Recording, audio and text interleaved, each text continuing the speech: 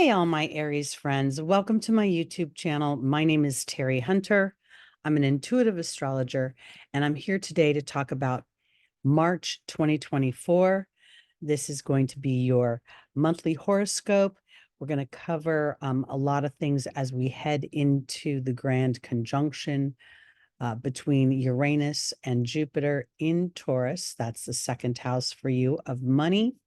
That will be happening in April, but March is going to be we're going to feel the energies growing and growing into this conjunction. So this video is based on whole sign Western astrology. I don't know how to make the chart stay on Aries rising as I go through the month. So I'm going to tell you the house that it's in. I also think that if you have your natal chart, Placidus is a good house to look at, because I know as a 26-degree Aries rising that most of my rising sign is in my 12th house. And that's very significant when we're talking about the first house of self. So you might want to just pull up your chart in both ways and see how that plays out. But for all intents and purposes, for a large group of people, I'm going to do this in whole sign. This is for Aries rising. This is based on Aries rising. Also for Aries moon, Aries sun, and any stelliums in Aries. A stellium is 3 or more planets, personal planets in one sign or house. So let's jump in, because we can see here at the beginning of March, we have this stellium between Saturn, the sun, and Mercury. This is the power of fortune here, and here's Neptune. We don't really include these in the stellium, and this one's a little bit out of orb. But what I want to say is this is your 12th house. So as Saturn is transiting Aries' 12th house, it's really sort of about reviewing your history, asking yourself if it's still working for you. How do I extract wisdom from it? How do I, in some ways, allow myself to represent a new part of myself that my history has been a platform for? I did one of the comments recently was that the sun combusts every planet that it's near. And yes, that might be true in the sense that it might appear to outshine it.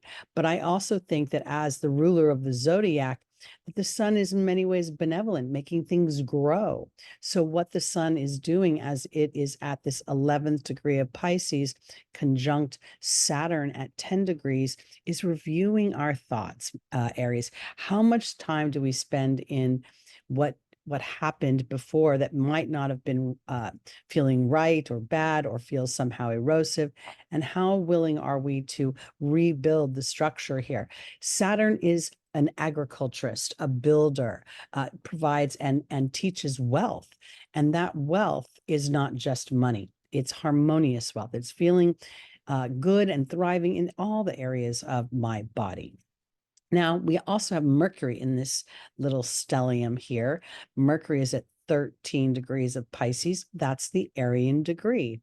So here we see the master number of thought, 111. We also see it representing sort of the 11th house here, the 10th house of restructuring. This is all in the first day of the month, because what we're starting to muse about, meditate on, start to connect with the higher part of ourself will really help anchor in a new way of being for Aries, the transformed hero.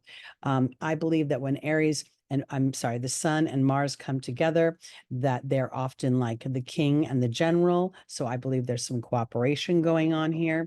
But here for you, Aries specifically, this is about how you think, how you speak, how you're running at your everyday activities. Are you somehow running them on an old story, on a story that is dry, that is restrictive, that is limiting? And now how can you allow this to transform? Using Saturn's energy that over time rewards through the effort of not work in the physical way, but the effort of believing in yourself. Sometimes, the physical outside world does not match up with what we believe is on the inside. And Pisces represents being on the inside, the dream world where we sleep. And I believe that when we sleep, we are connecting with the larger part of ourself that is out of body and aligning, almost like a whale must come up for air every, intermittently. We must connect with our larger self, the broader part of ourselves, and we do that through sleep time. And the 12th house rules sleep time, it rules dream time, it rules a lot of creativity. So I think that's really powerful, and I think that's going to really lead us up into, as we move further into the month. Let's go to now. I thought that the 9th was an interesting. We'll go actually to the 10th, where Mercury has entered Aries. This is your first house. We can see here that Aries, Mercury is at that very first degree. Again, this is going to be your first house of self. The information that the first week or so, first 10 days that you've garnished as the sun has been traveling through Pisces and Pluto's entry into your 11th house very much makes me feel as if Aries is starting to want to, within your everyday activities, start to implement some of the concepts, the ideas, the things that you have been that have been coming to the surface, especially as we see the North Node and Chiron and Eris all being in Aries for quite some time now. So it's been illuminating your first house here, transforming your wound, making you ravenous for a new self, a revised self, a more authentic self. And now here with Mercury's entry, and it's what it garnished while it was in Pisces. I think that's really powerful. I also think now we see Venus is here, Mars is here, and Pluto has entered Aquarius. This combination of Venus and Mars, while they're not quite too close together, both of them here could potentially be focused on innovation with money.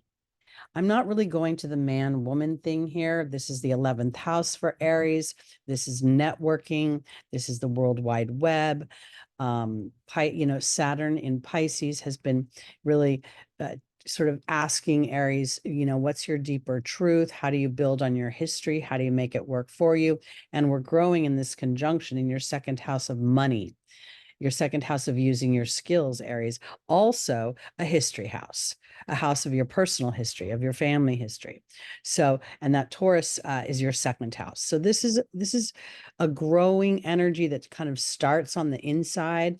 In Pisces season, we're really looking intuitively, emotionally, feeling things and having sort of a meld between the physical world and the energetic world. And I think that's really powerful for the integration of the two, which is what I think Pluto's entry into Aquarius is all about over the next 20 years.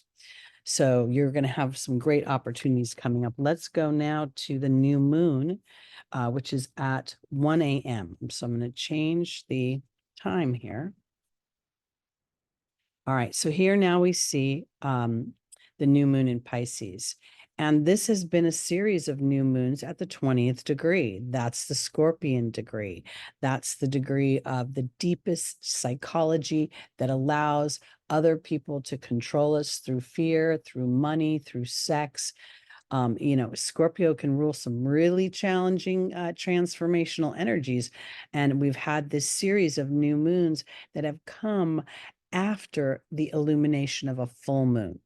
So that cycle is going to wrap up soon, and we're going to go back to the normal new moon, full moon cycle. So this time of utilizing the illuminations of the full moon and then planting new seeds emotionally, physically, here spiritually, really connecting to the larger part of myself and digging deep into, am I giving my power even away to the universe? Oh, the universe will bring it to me, but I don't have to believe it.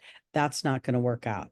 It very much is a time of working in tandem with the universe, being aware, Saturn very much aware of You know, how grounded am I in my emotional body, which is the body that talks to the divine laws of the universe.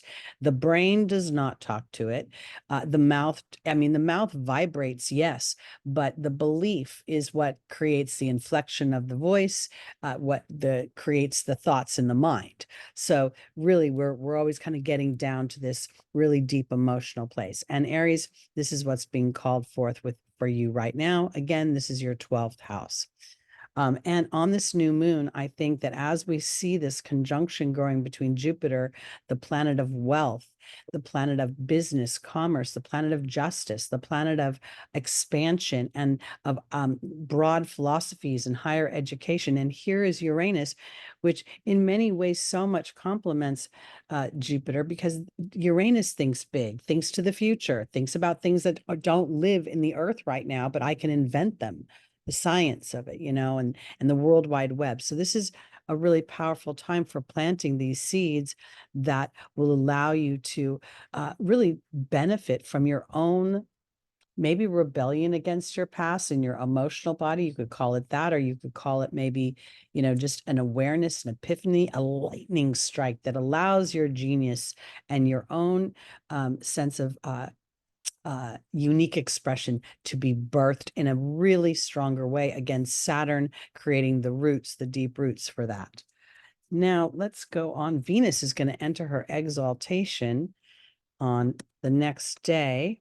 Let me go back to 12 p.m. We'll go here to the 11th. So now, again, a lot of activity in your 12th house and going into your first house, Aries. So as Venus, okay, maybe a little later in the day, I don't have the time down there for her, but in any case, well, I'll just jump to the 12th. How's that? There she is. Okay. This is when a planet is in its exaltation, it is a welcomed guest. It is in the a sign that is in that it's almost as if there's this excitement, there is this growing anticipation of a blossoming. And when Venus moves into Pisces, that blossoming is of creativity, of a dreamy world of music and song, and in many ways wine and dance. Just think of like the greatest night with your friends at home, having dinner kind of tucked in. It's a really great energy. She loves being in that energy. And she's going to be there for a while. And as she creates this conjunction with Saturn, which normally restricts and feels limiting in many ways, I think, again, those that are standing in a certain amount of awareness are allowing the planets their natural evolution. Just like humans are evolving and making choices, the planets are offering us the choice to step into their higher vibrations. Putting Saturn and Venus together this month of March could tee up something revolutionary in your creativity. Literally, like if you're the type of person who applies for a reality show or applies for, is an actor or an actress, and you go on an audition, you could literally get a job, and it could be a long-lasting, great job. And people think, oh no, Saturn, wherever Saturn goes is going to be hard and difficult. The difficult is believing. The difficult is aligning emotionally and staying the course. And I think by saying to spirit, I'm having a moment, I'm having a struggle here, then they can align something or bring an experience that will support the vision you have for yourself. We're going to enjoy this visit of Venus in Pisces in your 12th house for about 3 weeks or so, I believe. Okay, now let's go into the sun entering its exaltation, which is when it's in its sign of highest or most welcome guest. And that's going to happen around the 19th. Just a little later, we'll go to the 20th. There it is. Now, Aries, this is your first house, and the sun, being in the first house is almost like what I was saying earlier about a Sun-Mars conjunction. It's complementary. It tones down the crankiness of Mars, and the Sun, requires Mars to step up into its hero energy. So as the Sun enters the house of its general, it's celebrated. The general is like, all right, everybody, at attention, wear your finest whites. And when we see the Sun cross over the North Node during this Aries season, we're going to see ourselves really ravenous for this, to express this new part of our ego, this new drive, this new version 2.0 of ourselves out into the world. And I think that this is where Chiron also gets its transformation from the wound into the gift. We start to see this 18th degree here, which is a Virgo degree. Makes me feel like the things I garnished while the stellium was in Pisces earlier this month now makes me aware of my thoughts. And rather than trying to struggle with my thoughts, I am starting to learn how to use Virgo process. Maybe I pick up diamond art, or I do something crafty that helps me distract myself from an old story. And as I do that, I find power not in trying to resist the negative, but to transform that into divine disruption. We also see we were feeling in January a conjunction between the Sun and Pluto, while the Sun transited the 29th degree of and first degree of Aries. Now we see the Sun in a sextile here. And this is your first house, and here's your 11th house. Aries, you really have an opportunity to start to harness your hopes and your dreams.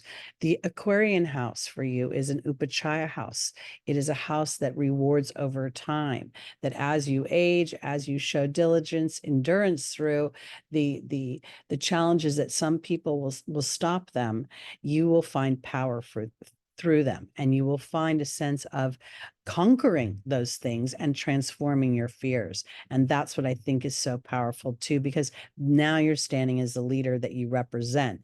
And we see in your second house, it's getting tighter and tighter, this conjunction. I think this is really, really powerful. And I want to offer it this way, because this conjunction between Jupiter and Uranus, the energies will be transformational in ways that will be long lasting, if not forever changing. So as one starts to prepare, again, connection through spirit, using this energy in the beginning of March to connect with spirit, to set your intentions, to, do your vision boards, do whatever rituals you do that help you align your focus. And then as we move into the month and we start to go into the stellium of all these planets moving into the Aries, Taurus, and Gemini, which will be your first, second, and third houses, there can be lots of transformation coming in your everyday life. Let's go to, oh yes, this influence between the Sun and Pluto will be felt pretty loudly, is the way I want to put it. And this is a sextile, so this is a favorable aspect. I almost feel as if Aries, it's like, even if people are not resonating with the new you just yet, the way that you are identifying your own imprint, your own psychological dynamic. Like I personally have my my South Node in Aries in the 12th house, and sometimes I feel invisible. And now I understand how to use invisibility as a tool for divine balance. So I feel like this is a really powerful sextile for you to extract information, to stand even more firmly on the ground of your own individual, independent, entrepreneurial, brave, his hero energy. And in that, I think there's wealth and abundance to be had, and justice as well. Okay, so let's go now to Venus conjunct Saturn. She's over here, and oftentimes people will say that this is again, a drawing energy, limiting energy. Venus, wants to be a little bit extravagant, and Saturn can be very reserved, and limiting. But here, I believe that both planets are like, first of all, she's in her exaltation, right? So this is awesome. She is also having a conversation with Saturn about how do I grow me more? How do I plant even more deep, more rooted, more rows of abundance for myself to see myself through any sort of fog or any times of when I'm unsure because of the watery energy of Pisces. And so here's Saturn at the Piscean degree. Here's Venus at the Capricorn degree. She's asking him, how do I put structure into my own creativity? And he's more than willing to help her. And again, we see now a sextile over here to this Jupiter and Uranus, which is going to be in your second house of money and of your personal history, your skills, your voice. And when I say your voice, it's not just like a singing voice or a speaking voice. It's the interior voice that goes on and on and on as we try to fall asleep at night sometimes. Okay, now let's go to the 22nd, where we will see Mars enter Pisces. Now, just the timing is just a little different. Let me go one more day. Okay, there we go. All right, now we still see this conversation between Saturn and Venus. And as Mars enters Pisces, often we think that this is an energy where Mars is dampened. It's fire in water, creates steam. And yet, I really believe that Mars is in 2023, into 2022, 2023, Mars spent 7 months in Gemini, examining how he communicates, how he interacts with others. And here, I believe that as Mars moves into this energy, he starts to realize that it's important for rest. In order to be a clear-headed, peaceful, and efficient warrior, time in meditation, communing with spirit, to really get those divine messages on how to act. Sometimes, we look at war as just horrific, but, sometimes we have to, in order to release the oppressed, we have to sort of take a firmer hand, I guess, we have to go to war. We have to use our weapons. We have to use our skills here in the earthly plane. And here is Mars learning how to do that as a peaceful, as a spiritual warrior, as a Knights Templar, that kind of energy. So I think this is, again, very powerful. Your ruling planet is going into meditation, into communion with God, with the angels, with all the forces that support it. As in no short time, it will move into its first house and where it is in its rulership. And I think this is, again, very powerful because as Mars connects here with this information, this deeper truth, then when it moves over near the North Node in Chiron, we can really transform this energy into focused intention, like razor focus, kind of dream making things happen. All right, let's go to, I think the final day is going to be the lunar eclipse. The first lunar eclipse of 2024, that's on the 25th at 12 a.m. I never mentioned we were Pacific time here, but hopefully y'all noticed that. Whoops. All right. Now, this is a very powerful eclipse. Not only is it powerful because, we've got the sun in the house of the self, we also have it at the 5th degree, which is the Leo degree of leadership, of courage, of the heart. And here we see the moon in Libra, and it is on the supergalactic center. The supergalactic center is at 2 degrees, 22 minutes of Libra. It has a 5 to 10 degree orb, 5 to 10 degrees into Virgo and 5, 10 degrees further into Libra. So this eclipse is going to really highlight in many ways this transiting South Node in Libra, asking you, will you be egoless to other people's opinions of what you are manifesting right now and trust this 2.0 version of your ego, your drive, your assertion? Because to dumb yourself down completely would be a travesty to the Aryan and Martian energy. And yet at the same time, if you're an Aries with challenging dynamics in your chart and you find yourself really challenged to express yourself, this is going to be a powerful eclipse to illuminate how important that is.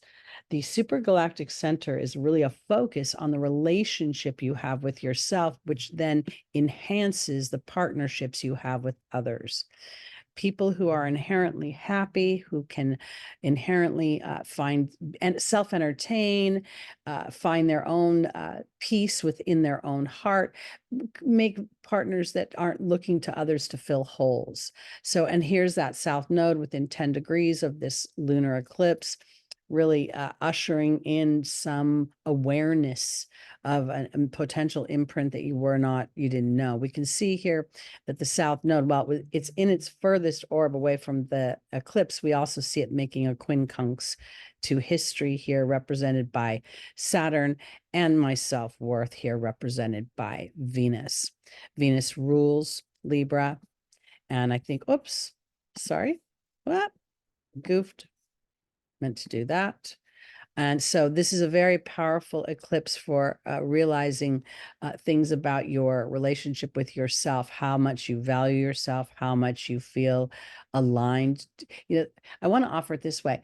Aries, being ruled by Mars, sometimes you'll stand up for yourself, and maybe in a way that's hot or a little bit too assertive, and it almost reveals a little bit of doubt underneath, or a little bit of trepidation, or a little bit of unsureness. It's not to criticize that. It's just the awareness of it allows to soften that, so that you can invite spirit to give you an experience that supports this version of yourself that is still being birthed. And we're going to see a lot of that happening when we get into April. So I think that the biggest thing about the last half of April is this conjunction that's growing between, or has been, this conversation, I should put, between Venus and Saturn as she moved into Pisces and then crossed over Saturn. I think it's also really powerful, this lunar eclipse, that whatever it reveals about you in your partnerships, in your ability to create harmony, in your ability to